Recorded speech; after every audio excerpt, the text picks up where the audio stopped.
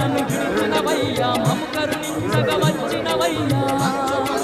విడిచినవయ్యా మము కరుణించగవచ్చినవయ్యా మాత పార్వతీ తోడుగా ఇలను మాకు తోడుగా నిలిచినవయ్యా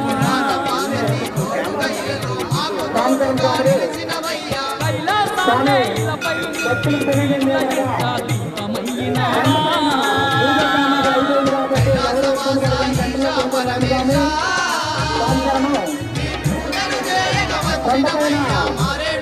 సామాగ్రి అయిపోయాయి కాబట్టి వస్తారు కాబట్టి మీకు ఇబ్బంది కలుగుతుంది గంటలలో తీసుకొని రావాలి.